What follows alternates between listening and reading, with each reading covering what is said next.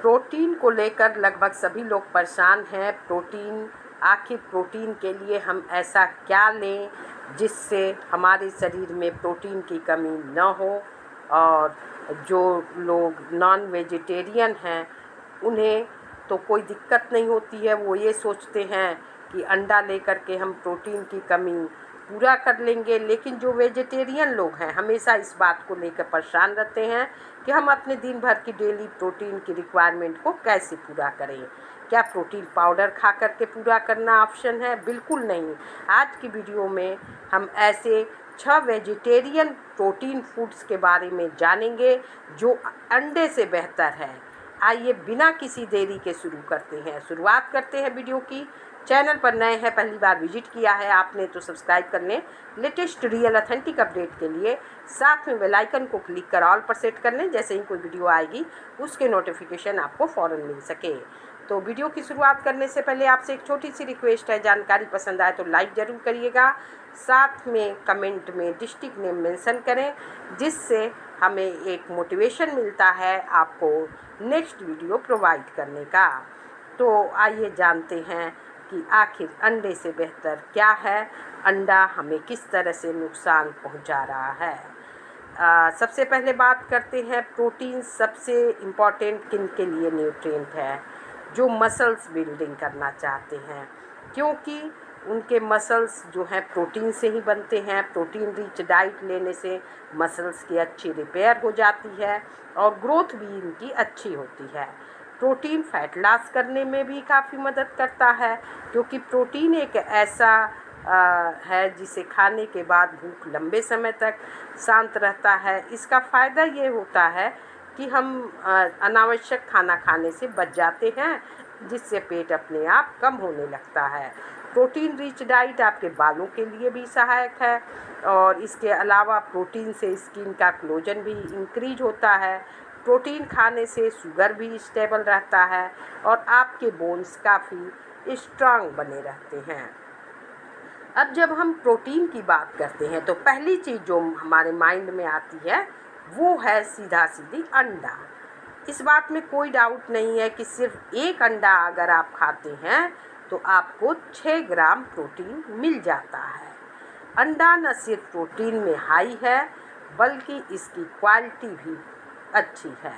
इसके 2 कारण हैं। पहला तो यह कि अंडे के प्रोटीन में जो अमीनो एसिड पाए जाते हैं, और दूसरा प्रोटीन इसका अंडे का जो प्रोटीन होता है वो इतना अच्छा बेहतर होता है कि जो बॉडी में अच्छे से यानी आसानी से एब्जॉर्ब हो जाता है। अब अंडा हाई प्रोटीन भी है, इसके प्रोटीन की क्वालिटी भी अच्छी है, लेकिन फिर भी आजकल जो अंडे बिक रहे हैं क्या उतने हेल्दी हैं जितना उन्हें होना चाहिए? इस पर आप विचार करिए। नेचुरली होता क्या है, एक मुर्गी साल में 15 से 20 अंडे से ज़्यादा नहीं देती है, लेकिन कमर्शियल लेवल पर एक मुर्गी से एक साल में 300 अंडे लिया जाता है। यानी 300 अंडे तो मिल जाते हैं एक मुर्गी से, लेकिन डेली जो ओव्यूलेशन के लिए इनको प्रोसेस से गुजरना पड़ता है वो मुर्गी की बॉडी पर बुरा असर पड़ता है। इसका असर ये पड़ता है कि मुर्गियों से जो अंडे निकलते हैं वो उतने फ़ायदेमंद नहीं होते हैं जितने उन्हें होना चाहिए। लगातार 300 अंडा लेने के बाद मुर्गी के अंडे देने की कैपेसिटी 150 से 180 तक जब हो जाती है तो इसका एक सच्चाई जानिए। ऐसी मुर्गियों को क्या कहा जाता है? स्पेंट हेन्स कहा जाता है। इसकी कैपेसिटी लो हो जाती है अंडा देने की, इनको उससे प्रॉफिट नहीं मिलता है, इसलिए अब उन्हें बेकार समझ करके इनको अलग कर दिया जाता है। और अलग करने के बाद इनसे क्या होता है, इनके मीट से रोस्टेड चिकन प्रोडक्ट्स जैसे फ्रोजन मीट्स बनाए जाते हैं, या एनिमल फीड के लिए भी ये यूज होते हैं इनका मांस। बाकी मार्केट में 98% अंडे जो बैटरी वाली मुर्गियां हैं उनसे आते हैं, बैटरी केजेज जो जहाँ कई मुर्गियों को एक साथ बहुत छोटे छोटे पिंजड़ों में रखा जाता है। ये इतने छोटे छोटे पिंजड़े होते हैं कि इनको पंख फैलाने के लिए भी स्पेस नहीं होता है। मुर्गियों का ये नेचर है कि अगर ये ऐसे ओवर क्राउडेड स्पेस में आ जाएं तो एक दूसरे को चोंच मारने लगती हैं। इससे बचाने के लिए इन केजेज में क्या होता है, मुर्गियों को रखने से पहले इन्हें एंथेसिया के इंजेक्शन से इनके चोंच काट दिए जाते हैं। इसमें बहुत पेन होता है। अब ऐसी हालत में रहती हैं तो बीमार होने के चांसेस इनके ज़्यादा रहते हैं। इसलिए जो ये मुर्गियों को डेली फीड में एंटीबायोटिक्स मिला कर दिए जाते हैं ताकि ये अंडे ज़्यादा से ज़्यादा दे सकें, तो इसका असर इनके अंडों में भी आ जाता है। और जब हम ये इन अंडों को खाते हैं तो इसका असर हमारी बॉडी में आ जाता है। थोड़ा थोड़ा एंटीबायोटिक हमारी बॉडी में आता जाता है और हमें मालूम भी नहीं चलता। लेकिन जब हम बीमार होंगे तो एंटीबायोटिक्स की हमें ज़रूरत होगी, और इतनी सारी मात्रा में हमारे शरीर में जब एंटीबायोटिक्स जा चुका होता है तो वो एंटीबायोटिक्स हमारे पर काम नहीं करता है जब हमें उसकी ज़रूरत होगी। तो इसके अलावा भी और भी बहुत सारे नुकसान हैं। पोल्ट्री में एंटीबायोटिक्स अलग ही एक को बढ़ाने के लिए भी दिया जाता है। दूसरा, इन मुर्गियों का जो स्टेट ऑफ माइंड रहता है उसी की एनर्जी इनके अंडों में भी आ जाती है, जबकि हरी फसलों में ये दिक्कत नहीं होती है।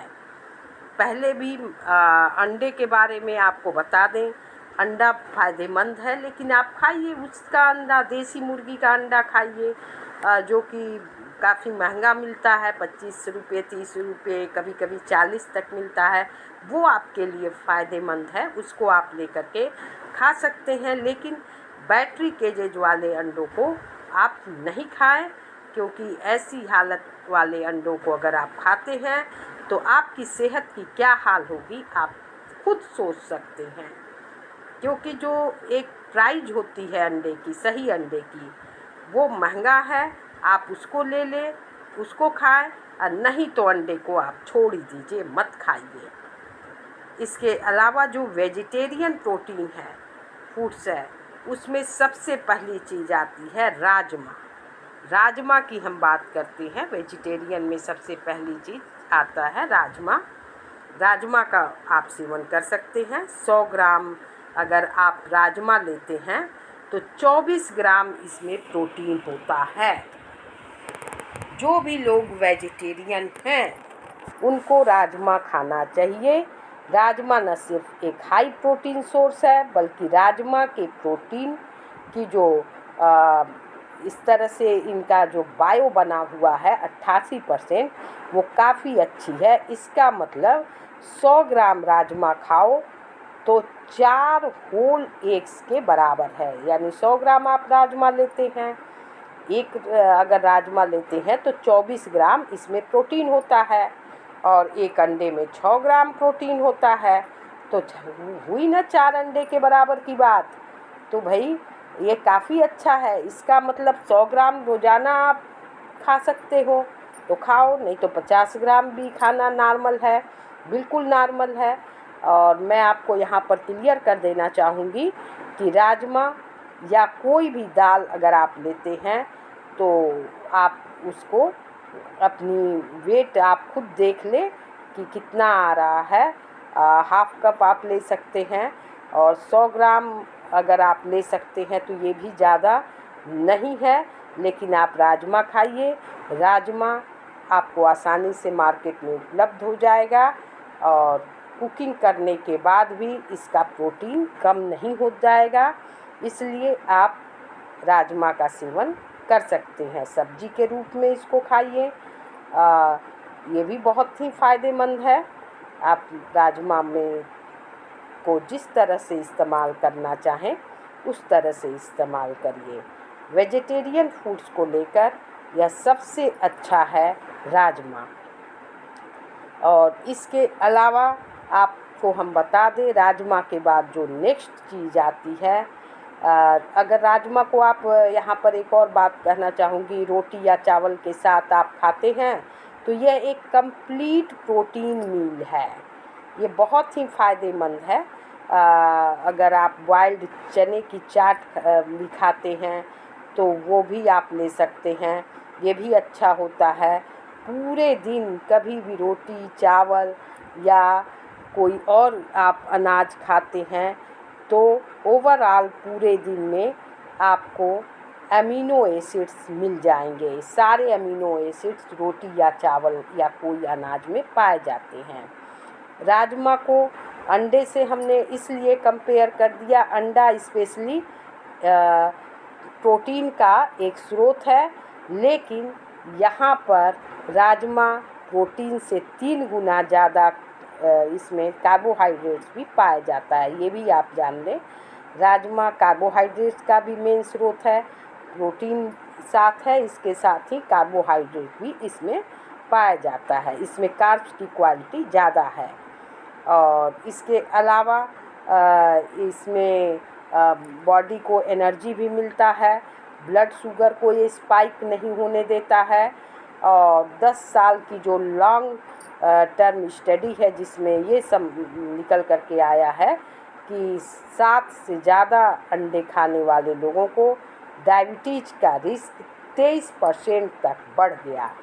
वहीं जो डेली दालें खाने वाले लोग हैं उनको डायबिटीज का रिस्क 20% तक कम हो जाता है।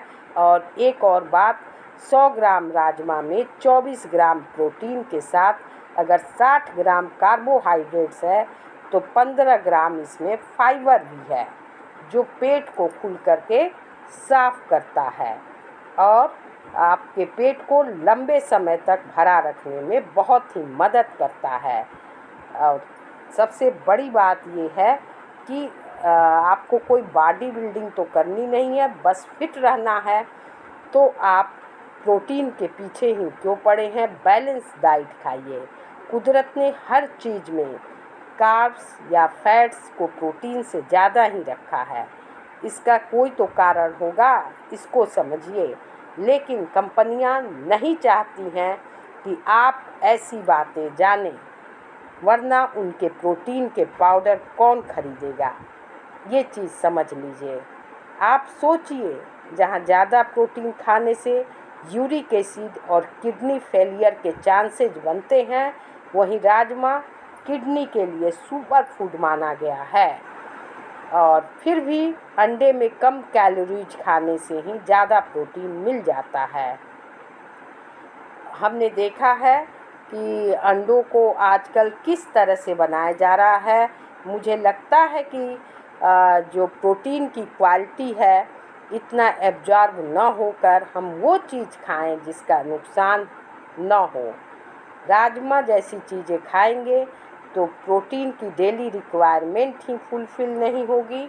इसके अलावा आप नेचुरल वेज फूड्स को भी खाकर आराम से प्रोटीन इंटेक को पूरा कर सकते हैं।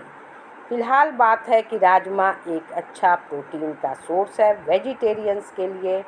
राजमा ही नहीं बल्कि आप सफ़ेद और काले चने भी ले सकते हैं, ये भी बहुत ही अच्छा प्रोटीन की कैटेगरी में आता है।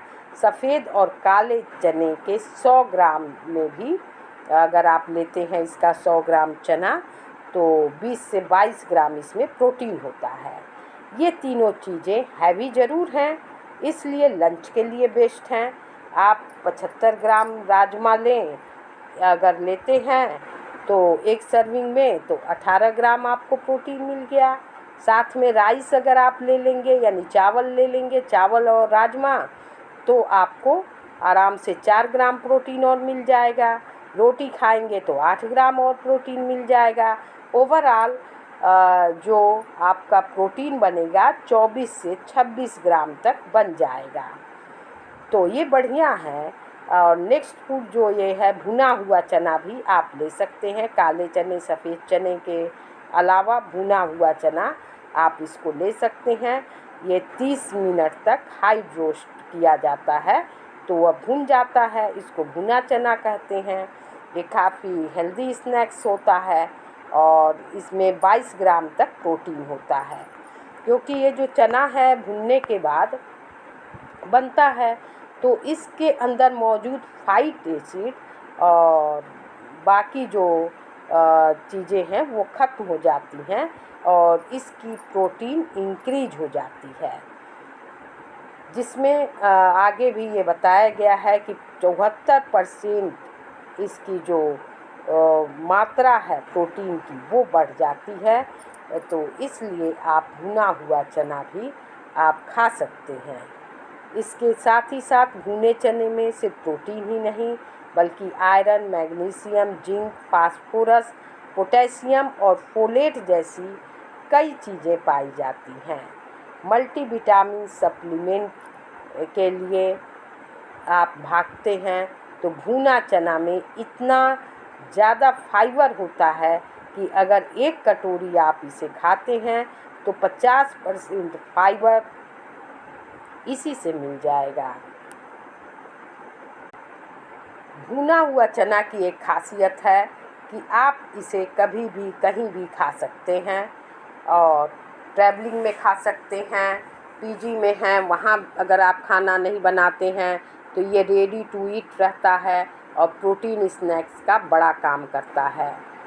चाहे खीरा टमाटर डाल के चाट बना लें, चाहे गुड़ के साथ खा लें, चाहे ऐसे ही खा लें, हर हाल में ये जो भुना हुआ चना है बहुत ही फ़ायदेमंद होता है और प्रोटीन के लिए बहुत अच्छा इसका स्रोत माना गया है। अब बात हम कर लेते हैं इसके आगे कि आप सत्तू का भी इस्तेमाल कर सकते हैं। चने का जो पिसा हुआ सत्तू ले लें और 2 चम्मच गिलास में भी आप इसको बनाकर अगर सुबह ले लेते हैं ना 6-7 बजे, तो हल्का सा नमक डाल करके ले लें, बहुत ही फ़ायदा करेगा। प्याज वगैरह डाल दें, मिर्चा डाल दें, अगर आपको जैसा सूट करता है पी लें, आपका पेट भरा हुआ महसूस होगा और काफ़ी अच्छा मतलब नाश्ता हो जाता है ये और आपको भूख भी कम लगेगी, मोटापा भी नहीं बढ़ेगा। बाकी आप अपने जिस तरह से जिसको सूट करता है, बहुत से लोगों को का डाइजेस्टिव सिस्टम कमज़ोर होता है तो अपने हिसाब से आप इसको मैनेज कर लें। ये बहुत ही अच्छा है और प्रोटीन की जगह अगर सत्तू आपने पी लिया तो भुने चने को जो पीस के पाउडर बना देते हैं उसी को हम कहते हैं कि ये सत्तू बन गया और ये बहुत ही फ़ायदा देता है बॉडी के लिए। प्रोटीन शेक की तरह हो जाता है। एक बार में 50 ग्राम सत्तू आराम से पिया जा सकता है।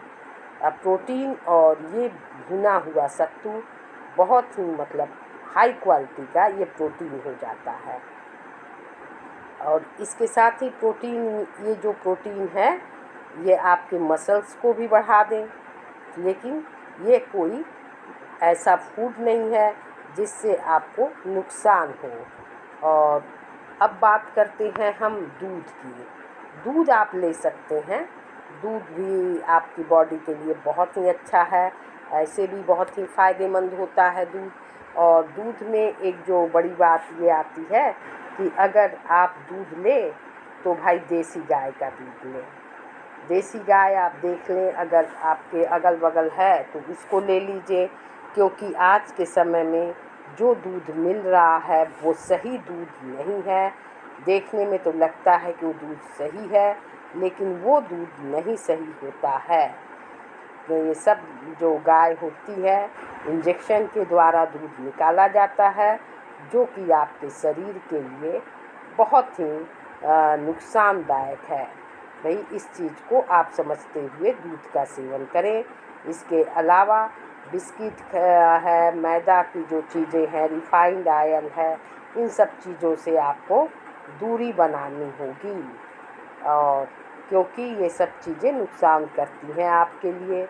और जो नेक्स्ट चीज़ की हम बात करते हैं यहाँ पर, भाई दूध के लिए तो अगर सही दूध मिले तभी आप लें, नहीं तो जो कंडीशन में दूध मिल रही है वो बहुत अच्छी नहीं होती है।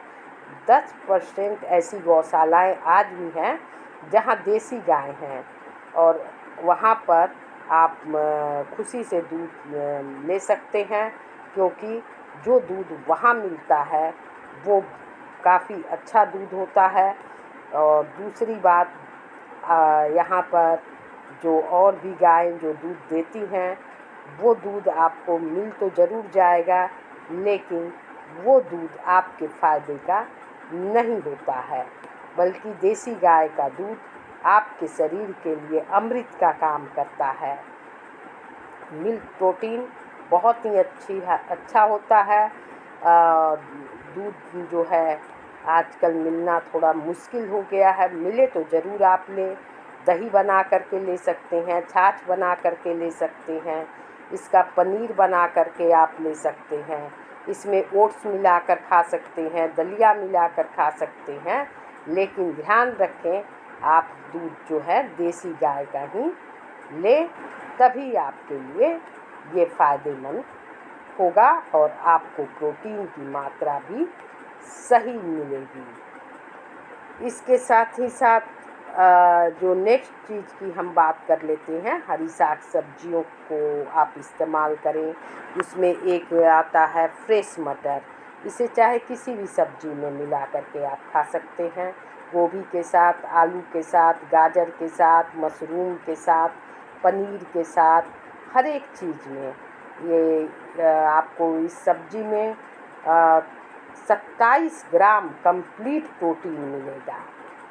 100 ग्राम मटर अगर आप लेते हैं तो 27 ग्राम इसमें प्रोटीन रहता है, जो आपके लिए बहुत ही अच्छा है। तो प्रोटीन का अन्य स्रोत भी है। आप ऐसा ना सोचें कि जो नॉनवेज ले रहे हैं उन्हीं के लिए प्रोटीन है, तो प्रोटीन वेजिटेरियन लोगों के लिए भी उपलब्ध है, और आपकी जो क्वांटिटी है वो पूरी कर दी जाती है, एक जितना आपके शरीर का ज़रूरत है। लेकिन प्रोटीन पाउडर, हाई प्रोटीन करके लोगों को गुमराह किया गया है, इससे आपको बाहर निकलने की ज़रूरत है। आपको एक तो प्रोटीन मिलेगा ही मटर खाएंगे तो, और दूसरे ही ब्लड शुगर भी आपका बैलेंस रहेगा। प्रोटीन ये मटर खाने से ब्लड शुगर भी बैलेंस रहेगा, कोलेस्ट्रॉल भी आपका नीचे आएगा। नेक्स्ट बात करते हैं हम मूंगफली की। मूंगफली, बादाम, काजू, अखरोट, ये सब वैसे तो हेल्दी में आते हैं, हेल्दी फैट्स में, लेकिन फिर भी इनमें ठीक ठाक प्रोटीन होता है। इनमें मूंगफली में सबसे ज़्यादा प्रोटीन होता है। एक मुट्ठी भर अगर मूंगफली आप लेते हैं तो 7 ग्राम इसमें प्रोटीन पाया जाता है। 7 ग्राम प्रोटीन और 14 ग्राम हाई क्वालिटी फैट्स इसमें होते हैं। चिकन, अंडे और मीट खाने से हार्ट अटैक का रिस्क बढ़ जाता है। वहीं डेली अगर आप एक मुट्ठी मूंगफली खाते हैं तो हार्ट अटैक का रिस्क 13% कम हो जाएगा। ब्रेन की नसें भी आपकी स्ट्रांग रहेंगी। मूंगफली में होता क्या है कि इसमें प्रोटीन जो है अच्छी मात्रा में होता है, और मूंगफली एक बढ़िया टाइम पास स्नैक इसको बोलते हैं। मूंगफली को आप किसी भी डिश में डाल करके ले सकते हैं, और उनका प्रोटीन कंटेंट आप बढ़ा सकते हैं। जैसे पोहा में डाल करके आप ले लिया, मुट्ठी भर आपने डाल दिया तो 7 ग्राम प्रोटीन और इसमें बढ़ जाएगा। आलू की चाट में आप इसको डाल सकते हैं, और इसके साथ ही एक और काम कर सकते हैं, 50 ग्राम भुना हुआ चना ले लें, एक मुट्ठी मूंगफली डाल दें, इन दोनों को मिला करके 18 ग्राम प्रोटीन आपको मिल जाएगा। तो कितना अच्छा चीज़ है, और हेल्दी फैट्स भी आपको देगा। अब बहुत बैलेंस्ड आपको स्नैक्स इसका बनेगा और आपके शरीर के लिए बेहतर होगा। मार्केट से भी आप इसे ले सकते हैं, और इसको लेकर घर में रख सकते हैं, कभी भी भून के खा सकते हैं, नमक में भी कढ़ाई में भून सकते हैं आप।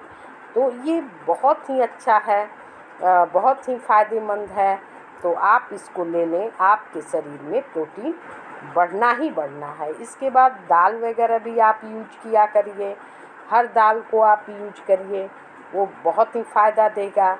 प्रोटीन खाने से आपकी स्किन तो अच्छी होती ही है, चेहरा उम्र में कम भी दिखता है। फेस स्किन को बढ़ाने में भी काफ़ी मदद करता है।